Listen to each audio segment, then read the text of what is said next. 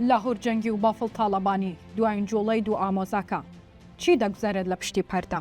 ماوەی دوو ڕۆژە سەردێری هەواڵی میدیاکانی کوردستان بابەتی مانگرتنی خواردنی لاهور جەنگی و پۆڵادی برایەتی مانگرتنێک وەکو نزیکەکانی دەڵێن تامردن و گۆڕینی ڕێڕەوی کەیسەکانیانە.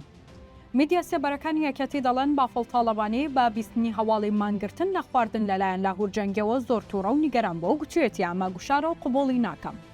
بابەتی گرفتی نوێی نێوان دوو ئامۆزاکە لەسەر پرسی کەیسەکەیانە. لاهور جەنگی دەڵێت تا ئێستا نەبراومەتە بەردەم دادوەر و دوای 9 مانگمانەوە لە زیندانی ئاسایش ئەوە هۆکاری نەبردنە بەردەم دادگاکەی دەگێڕێتەوە بۆ دروی کەیسەکە. پارێزەرەکەی گوتی تا ئێستا قوبات تاڵەبانی و بافڵی برای هەرچەندە تۆمەتەکەیان هەوڵی کوشتنە و دادگاکەشی خۆیانە بەڵام تا ئێستا نەیانتوانیوە یەک بەڵگەش پێشکەش بکەن.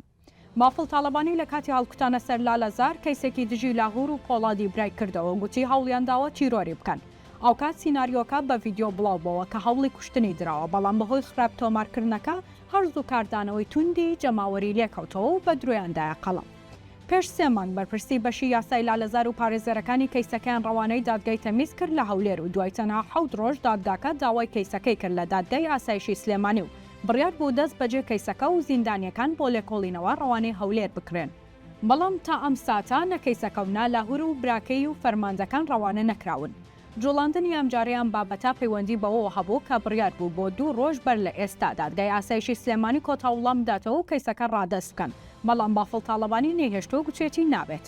دەستخستنە کەیسەکانی دادگا لەلایەن سەرۆکی حیزبێکەوە کاردانەوەی جیاوازی لێکەوتۆتەوە و بەکارهێنەرانی تۆڕە کۆمەڵایەتیەکان دەڵێن ئەوە دادگا نییە کە لە ژێردەستی سەرۆک حیزبێکدا بێت و بۆ ئاسانیە بێشکۆ بکرێت.